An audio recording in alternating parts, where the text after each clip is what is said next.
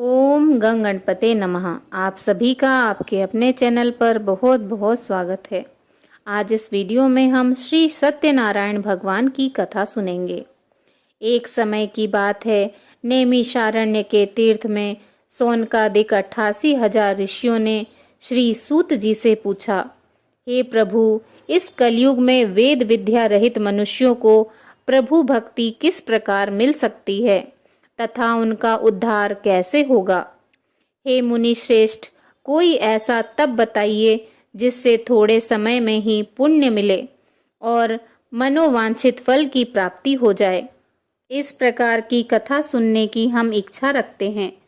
सर्वशास्त्रों के ज्ञाता सूत जी बोले, हे वैष्णवों में पूज्य, आप सभी ने प्राणियों के हित की बात पूछी है, इसलिए मैं एक ऐसे श्रेष्ठ व्रत को आप लोगों को बताऊंगा जिसे नारद जी ने लक्ष्मी नारायण जी से पूछा था और लक्ष्मीपति ने मुनि श्रेष्ठ नारद जी से कहा था। आप सब इसे ध्यान से सुनिए। एक समय की बात है, योगी राज नारद जी दूसरों की हित की इच्छा लिए अनेकों लोकों में घूमते हुए मृत्यु लोक में आ पहुंचे। यहाँ उन्होंने अनेक योनियों में जन्मे प्रायः सभी मनुष्यों को अपने कर्मों द्वारा अनेक दुखों से पीड़ित देखा। उनका दुख देख नारद जी सोचने लगे कि कैसा यत्न किया जाए जिसके करने से निश्चित रूप से मानव के दुखों का अंत हो जाए। इसी विचार पर मनन करते हुए वह विष्णु लोक में गए। वहां वह देवों के ईश भगवान नारायण की स्तुति करने लगे, जिनके हाथों में शंख चक्र गदा और पद्म थे, गले में वरमाला पहने हुए थे। स्तुति करते हुए नारद जी बोले, हे भगवान, आप अत्यंत शक्ति से संपन्न हैं। मन तथा वाणी भी आपको नहीं पा सकती हैं। आपका आदि मध्य तथा अंत नहीं है। निर्गुण स्वरूप सृष्टि के कारण भक्तों के दुख को दूर करने वाले आपको मेरा नमस्कार है। नारद जी की स्तुति सुन भगवान विष्णु जी बोले, हे मुनि श्रेष्ठ, आपके मन में क्या बात है? आप किस काम के लिए पधारे हैं? उसे निसंकोच कहो। इस पर नारद मुनि बोले कि मृत्यु लोक में अनेक योनियों में जन्मे मनुष्य अपने कर्मों के द्वारा अनेकों दुख से दुखी हो रहे हैं। हे नाथ, आप मुझ पर दया रखते हैं तो बताइए, वो मनुष्य थोड़े प्रयास में ही अपने दुखों से कैसे छुटकारा पा सकते हैं? श्री हरि बोले, हे नारद, मनुष्यों की भलाई के लिए तुमने बहुत अच्छी बात पूछी है। जिसके करने से मनुष्य मोह से छूट जाता है, वह बात मैं कहता हूँ, उसे सुनो। स्वर्ग लोक व मृत्यु लोक दोनों में एक दुर्लभ उत्तम व्रत है जो पुण्य देने वाला है। आज प्रेमवश होकर मैं तुमसे उसे कहता हूँ। श्री सत्यनारायण भगवान का यह व्रत अच्छी तरह विधान पूर्वक करके मनुष्य तुरंत ही यहाँ सुख भोग कर मरने पर मोक्ष पाता है। श्री हरि के वचन सुन नारद जी बोले कि उस व्रत का क्या फल है और उसका क्या विधान है? यह व्रत किसने किया था? इस व्रत को किस दिन करना चाहिए? सभी कुछ विस्तार से बताएं। नारद जी की बात सुनकर श्री हरि बोले, दुख व शोक को दूर करने वाला यह व्रत सभी स्थानों पर विजय दिलाने वाला है। मानव को भक्ति व श्रद्धा के साथ शाम को श्री सत्यनारायण भगवान की पूजा धर्मपरायण होकर ब्राह्मणों व बंधुओं के साथ करनी चाहिए। भक्ति भाव से ही नैवेद्य, केले का फल, घी, दूध और गेहूं का आटा सवाया लें। गेहूं के स्थान पर साठी का आटा, शक्कर तथा गुड़ लेकर वह सभी भक्षण योग्य पदार्थों को मिलाकर भगवान का भोग लगाएं। ब्राह्मणों सहित बंधु बांधवों को भी भोजन कराएं। उसके बाद स्वयं भोजन करें। भजन कीर्तन के साथ भगवान की भक्ति में लीन हो जाएं। इस तरह से सत्यनारायण भगवान का यह व्रत करने पर मनुष्य की सारी इच्छाएं निश्चित रूप से पूरी होती हैं। इस कलिकाल अर्थात कलयुग में मृत्यु लोक में मोक्ष का यही एक सरल उपाय बताया गया है। इति श्री सत्यनारायण व्रत कथा का प्रथम अध्याय संपूर्ण। बोलिए श्री सत्यनारायण भगवान की जय। श्रीमन नारायण नारायण नारायण, भजमन नारायण नारायण नारायण, श्री सत्यनारायण नारायण नारायण। बोलिए श्री सत्यनारायण भगवान की जय। श्री सत्यनारायण व्रत कथा का द्वितीय अध्याय। सूत जी बोले, हे ऋषियों, जिसने पहले समय में इस व्रत को किया था उसका इतिहास कहता हूँ, ध्यान से सुनो। सुंदर काशीपुर नगरी में एक अत्यंत निर्धन ब्राह्मण रहता था। भूख प्यास से परेशान वह धरती पर घूमता रहता था। ब्राह्मणों से प्रेम करने वाले भगवान ने एक दिन ब्राह्मण का वेश धारण कर उसके पास जाकर पूछा, हे विप्र, नित्य दुखी होकर तुम पृथ्वी पर क्यों घूमते हो? दीन ब्राह्मण बोला, मैं निर्धन ब्राह्मण हूँ, भिक्षा के लिए धरती पर घूमता हूँ। हे भगवान, यदि आप इसका कोई उपाय जानते हो तो बताइए। वृद्ध ब्राह्मण कहता है कि सत्यनारायण भगवान मनोवांछित फल देने वाले हैं, इसीलिए तुम उनका पूजन करो। इसे करने से मनुष्य सभी दुखों से मुक्त हो जाता है। वृद्ध ब्राह्मण बनकर आए सत्यनारायण भगवान उस निर्धन ब्राह्मण को व्रत का सारा विधान बताकर अंतर्ध्यान हो गए। ब्राह्मण मन ही मन सोचने लगा कि जिस व्रत को वृद्ध ब्राह्मण करने को कह गया है, मैं उसे जरूर करूंगा। यह निश्चय करने के बाद उसे रात में नींद नहीं आई। वह सवेरे उठकर सत्यनारायण भगवान के व्रत का निश्चय कर भिक्षा के लिए चला गया।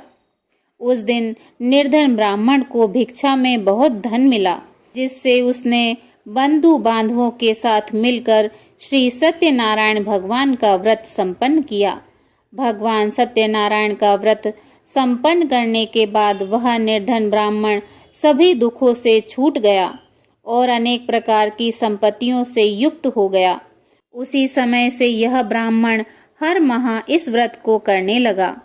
इस तरह से सत्यनारायण भगवान के व्रत को जो मनुष्य करेगा वह सभी प्रकार के पापों से छूटकर मोक्ष को प्राप्त होगा। जो मनुष्य इस व्रत को करेगा वह भी सभी दुखों से मुक्त हो जाएगा। सूत जी बोले कि इस तरह से नारद जी से नारायण जी का कहा हुआ श्री सत्यनारायण व्रत को मैंने तुमसे कहा है। हे विप्रो, मैं अब और क्या कहूँ? ऋषि बोले, हे मुनिवर, संसार में उस विप्र से सुनकर और किस किसने इस व्रत को किया, हम सब इस बात को सुनना चाहते हैं। इसके लिए हमारे मन में श्रद्धा का भाव है। सूत जी बोले, हे मुनियों, जिसने इस व्रत को किया है वह सब सुनो। एक समय वही विप्र धन व ऐश्वर्य के अनुसार अपने बंधु बांधवों के साथ इस व्रत को करने को तैयार हुआ। उसी समय एक लकड़ी बेचने वाला बूढ़ा आदमी आया और लकड़ियां बाहर रखकर अंदर ब्राह्मण के घर में गया। प्यास से दुखी वह लकड़हारा उनको व्रत करते देख विप्र को नमस्कार कर पूछने लगा कि आप यह क्या कर रहे हैं तथा इसे करने से क्या फल मिलेगा, कृपया मुझे भी बताइए। ब्राह्मण ने कहा कि सब मनोकामनाओं को पूरा करने वाला यह सत्यनारायण भगवान का व्रत है। इनकी कृपा से ही मेरे घर में धन धान्य आदि की वृद्धि हुई है। विप्र से सत्यनारायण व्रत के बारे में जानकर लकड़हारा बहुत प्रसन्न हुआ। चरणामृत लेकर वह प्रसाद खाने के बाद वह अपने घर को गया। लकड़हारे ने अपने मन में संकल्प किया, आज लकड़ी बेचने से जो धन मिलेगा उसी से श्री सत्यनारायण भगवान का उत्तम व्रत करूंगा। मन में इस विचार को ले बूढ़ा आदमी सिर पर लकड़ियां रख उस नगर में बेचने गया जहां धनी लोग ज्यादा रहते थे। उस नगर में उसे अपनी लकड़ियों का दाम पहले से 4 गुना अधिक मिलता है। बूढ़ा प्रसन्नता के साथ दाम लेकर केले, शक्कर, घी, दूध, दही और गेहूं का आटा ले और सत्यनारायण भगवान की व्रत की अन्य सामग्रियां लेकर अपने घर गया। वहां उसने अपने बंधु बांधवों को बुलाकर विधि विधान से भगवान सत्यनारायण का पूजन व व्रत किया। इस व्रत के प्रभाव से वह बूढ़ा लकड़हारा धन पुत्र आदि से युक्त होकर संसार के समस्त सुख भोग अंतकाल में बैकुंठ धाम चला गया। इति श्री सत्यनारायण व्रत कथा का 2वां अध्याय संपूर्ण। बोलिए श्री सत्यनारायण भगवान की जय। श्रीमन नारायण नारायण नारायण, भजमन नारायण नारायण नारायण, श्रीमन नारायण नारायण नारायण। श्री सत्यनारायण व्रत कथा 3 अध्याय। सूत जी बोले, हे श्रेष्ठ मुनियों, अब आगे की कथा कहता हूँ। पहले समय में उल्का मुख नाम का एक बुद्धिमान राजा था। वह सत्यवक्ता और जितेंद्रिय था। प्रतिदिन देव स्थानों पर जाता और निर्धनों को धन देकर उनके कष्ट दूर करता था। उसकी पत्नी कमल के समान मुख वाली तथा सती साध्वी थी। भद्रशिला नदी के तट पर उन दोनों ने श्री सत्यनारायण भगवान का व्रत किया। उसी समय साधु नाम का एक वैश्य आया। उसके पास व्यापार करने के लिए बहुत सा धन भी था। राजा को व्रत करते देखकर वह विनय के साथ पूछने लगा, हे राजन, भक्ति भाव से पूर्ण होकर आप यह क्या कर रहे हो? मैं सुनने की इच्छा रखता हूँ, तो आप मुझे बताएं। राजा बोला, हे साधु, अपने बंधु बांधवों के साथ पुत्र आदि की प्राप्ति के लिए एक महाशक्तिमान श्री सत्यनारायण भगवान का व्रत व पूजन कर रहा हूँ। राजा के वचन सुन साधु आदर से बोला, हे राजन, मुझे इस व्रत का सारा विधान कहिए। आपके कथनानुसार मैं भी इस व्रत को करूँगा। मेरी भी संतान नहीं है और इस व्रत को करने से निश्चित रूप से मुझे संतान की प्राप्ति होगी। राजा से व्रत का सारा विधान सुन व्यापार से निवृत्त हो वह अपने घर गया। साधु वैश्य ने अपनी पत्नी को संतान देने वाले इस व्रत का वर्णन कह सुनाया और कहा कि जब मेरी संतान होगी तब मैं इस व्रत को करूँगा। साधु ने इस तरह के वचन अपनी पत्नी लीलावती से कहे। एक दिन लीलावती पति के साथ आनंदित हो सांसारिक धर्म में प्रवृत्त होकर सत्यनारायण भगवान की कृपा से गर्भवती हो गई। 10वें महीने में उसके गर्भ से एक सुंदर कन्या ने जन्म लिया। दिनों दिन वह ऐसे बढ़ने लगी जैसे शुक्ल पक्ष का चंद्रमा बढ़ता है। माता पिता ने अपनी कन्या का नाम कलावती रखा। एक दिन लीलावती ने मीठे शब्दों में अपने पति को याद दिलाया कि आपने सत्यनारायण भगवान के जिस व्रत को करने का संकल्प किया था उसे करने का समय आ गया है। आप इस व्रत को करिए। साधु बोला कि हे प्रिय, इस व्रत को मैं उसके विवाह पर करूँगा। इस प्रकार अपनी पत्नी को आश्वासन देकर वह नगर को चला गया। कलावती पिता के घर में रह दिनों दिन बड़ी होने लगी।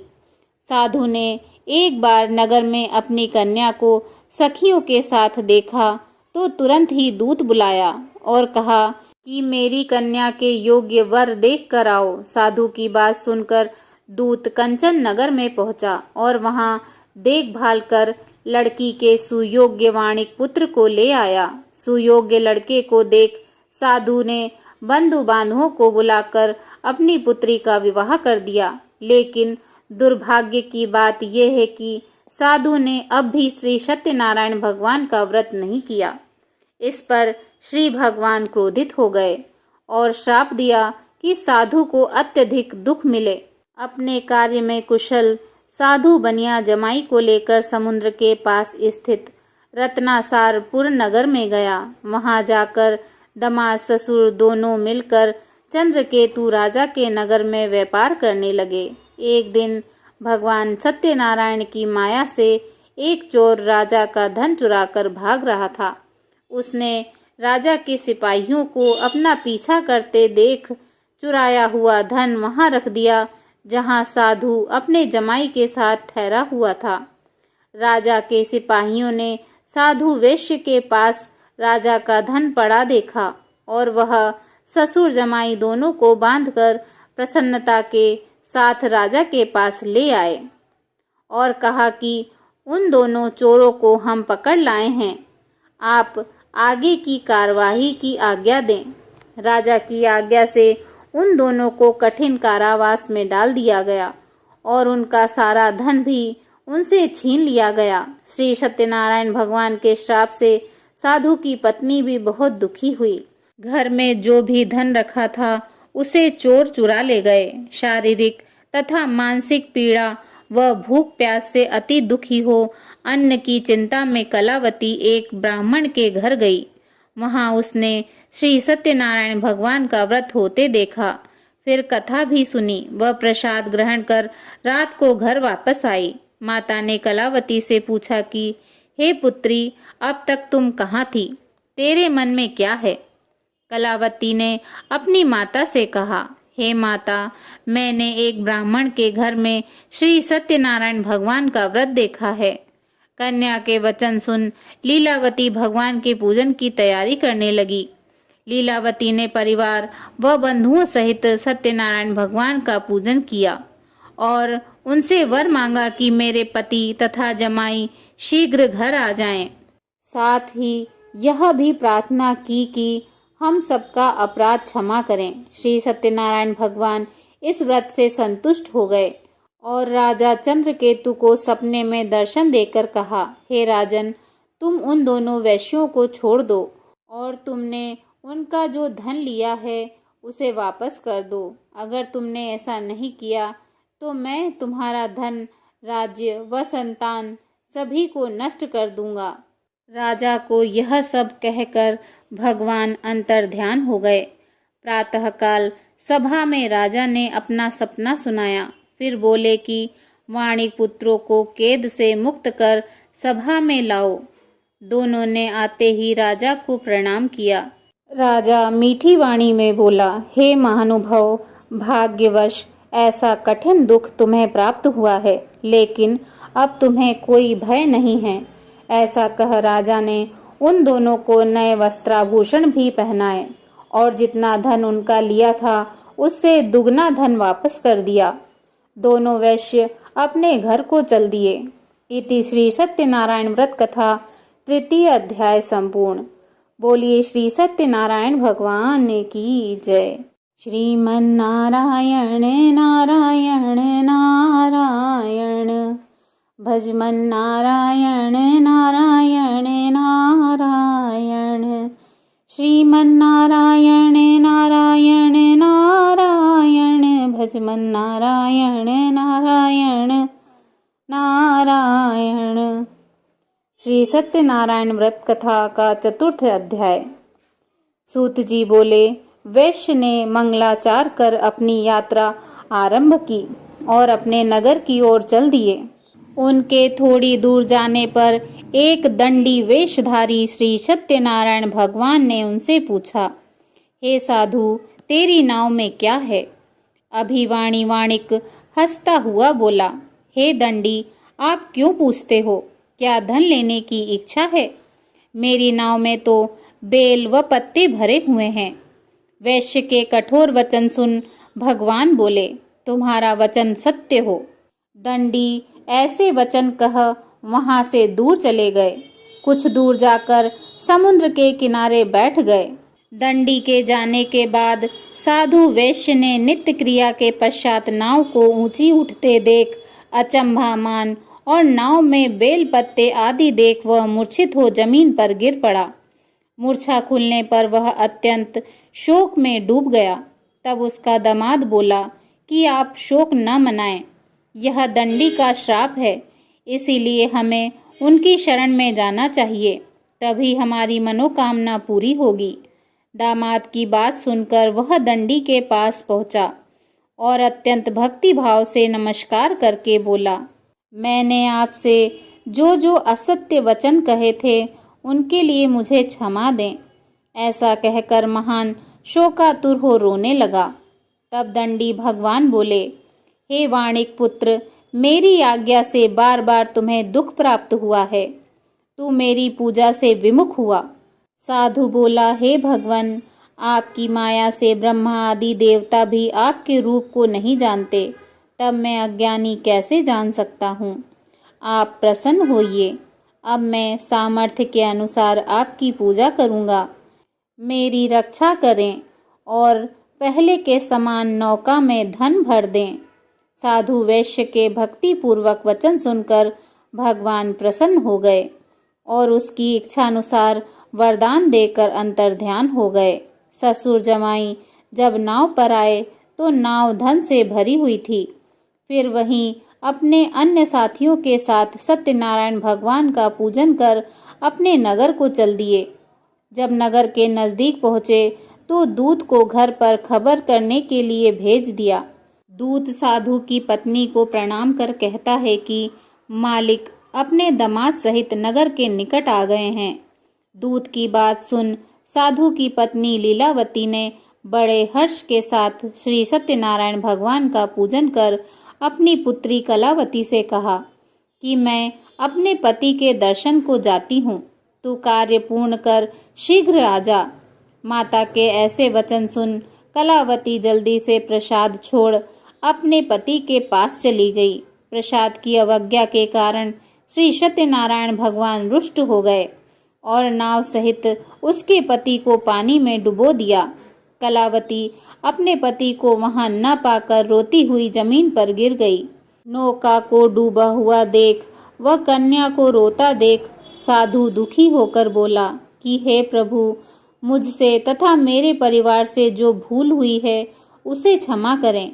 साधु के दीन वचन सुनकर श्री सत्यनारायण भगवान प्रसन्न हो गए और आकाशवाणी हुई, हे साधु, तेरी कन्या मेरे प्रसाद को छोड़ कर आई है, इसीलिए उसका पति अदृश्य हो गया है। यदि वह घर जाकर प्रसाद खाकर लौटती है तो इसे इसका पति अवश्य मिलेगा। ऐसी आकाशवाणी सुन कलावती घर पहुंचकर प्रसाद ग्रहण करती है और फिर आकर अपने पति के दर्शन करती है। उसके बाद साधु अपने बंधु बांधवों सहित श्री सत्यनारायण भगवान का विधि विधान से पूजन करता है तथा इस लोक में सभी सुखों को भोग कर अंत में स्वर्ग को जाता है। इति श्री सत्यनारायण व्रत कथा का 4th अध्याय संपूर्ण। श्रीमन्नारायण नारायण नारायण, भजमन नारायण नारायण नारायण, श्रीमन्नारायण नारायण नारायण, भजमन नारायण नारायण नारायण। श्री सत्यनारायण व्रत कथा का 5th अध्याय। सूत जी बोले, हे ऋषियों, मैं और भी एक कथा सुनाता हूँ, उसे भी ध्यान पूर्वक सुनो। प्रजापालन में लीन तुंगध्वज नाम का एक राजा था। उसने भी भगवान का प्रसाद त्याग कर बहुत ही दुखों को प्राप्त किया। एक बार वन में जाकर वन्य पशुओं को मारकर वह बड़ के पेड़ के नीचे आया। वहां उसने ग्वालों को भक्ति भाव से अपने बंधुओं सहित श्री सत्यनारायण भगवान का पूजन करते देखा। अभिमानवश राजा उन्हें देखकर भी पूजा स्थान में नहीं गया और ना ही उसने भगवान को नमस्कार किया। ग्वालों ने राजा को प्रसाद दिया, लेकिन उसने वह प्रसाद नहीं खाया और प्रसाद को ही छोड़कर अपने नगर को चला गया। जब वह नगर में पहुंचा तो वहां सब कुछ तहस नहस हुआ पाया, तो वह शीघ्र ही समझ गया कि यह सब भगवान ने ही किया है। वह दोबारा ग्वालों के पास पहुंचा और विधि पूर्वक पूजा करके प्रसाद खाया तो श्री सत्यनारायण भगवान की कृपा से सब कुछ पहले जैसा हो गया।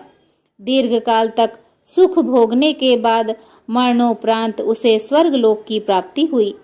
जो मनुष्य परम दुर्लभ इस व्रत को करेगा तो भगवान श्री सत्यनारायण की अनुकंपा से उसे धन्य धान्य की प्राप्ति होगी।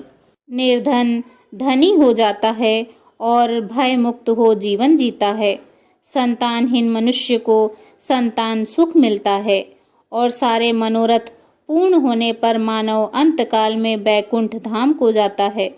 सूत जी बोले, जिन्होंने पहले इस व्रत को किया, अब उनके दूसरे जन्म की कथा कहता हूँ।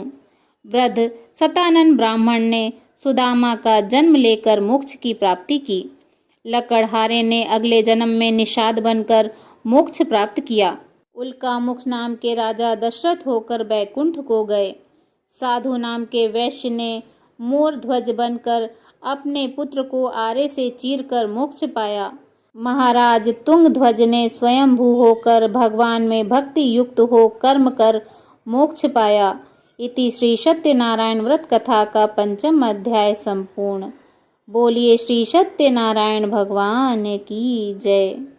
श्रीमन्नारायण नारायण नारायण, भजमन नारायण नारायण नारायण, श्रीमन्नारायण नारायण नारायण, श्रीमन्नारायण नारायण नारायण।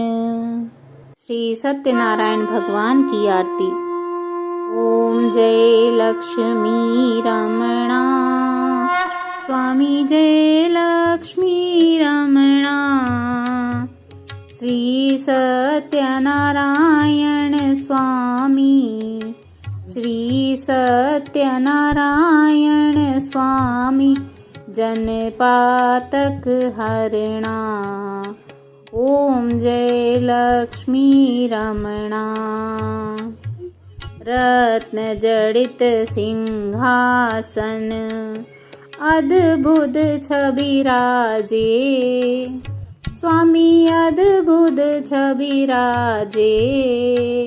नारद करत निरंजन, नारद करत निरंजन, घंटा ध्वनि बाजे। ओम जय लक्ष्मी रमणा। प्रकट भये कली कारण, द्विज को दर्श दियो, स्वामी द्विज को दर्श दियो। बूढ़ो ब्राह्मण बनकर, बूढ़ो ब्राह्मण बनकर, कंचन महल कियो। ओम जय लक्ष्मी रमणा। दुर्बल भील कठोरा, जिन पर कृपा करी, स्वामी जिन पर कृपा करी। चंद्रचूर्ण एक राजा, स्वामी चंद्रचूर्ण एक राजा, तिनकी विपत्ति हरी। ओम जय लक्ष्मी रमणा। वैश्य मनोरथ पायो, श्रद्धा तज दीनी, स्वामी श्रद्धा तज दीनी। सो फल भोग्यो प्रभु जी, सो फल भोग्यो प्रभु जी, फिर स्तुति कीनी। ओम जय लक्ष्मी रमणा। भाव भक्ति के कारण, छिन छिन रूप धर्यो, स्वामी छिन छिन रूप धर्यो। श्रद्धा धारण कीनी, श्रद्धा धारण कीनी, तिनके काज सर्यो। ओम जय लक्ष्मी रमणा। ग्वाल बाल संग राजा, वन में भक्ति करी, स्वामी वन में भक्ति करी। मन वांछित फल दीनो, मन वांछित फल दीनो, दीन दयाल हरि। ओम जय लक्ष्मी रमणा। चढ़त प्रसाद सवायो, कदली फल मेवा, स्वामी कदली फल मेवा। धूप दीप तुलसी से, धूप दीप तुलसी से, राजी सत्यदेवा। ओम जय लक्ष्मी रमणा।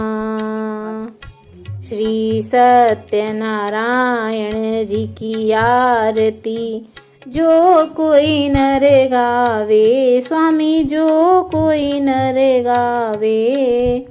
रिद्धि सिद्धि सुख संपत्ति, रिद्धि सिद्धि सुख संपत्ति सहज रूप पावे।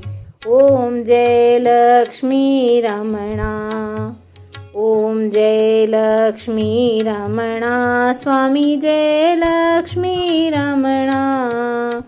श्री सत्यनारायण स्वामी, श्री सत्यनारायण स्वामी जन पातक हरणा। ओम जय लक्ष्मी रमणा। बोलो श्री सत्यनारायण भगवान की जय। ओम नमो भगवते वासुदेवाय नमः।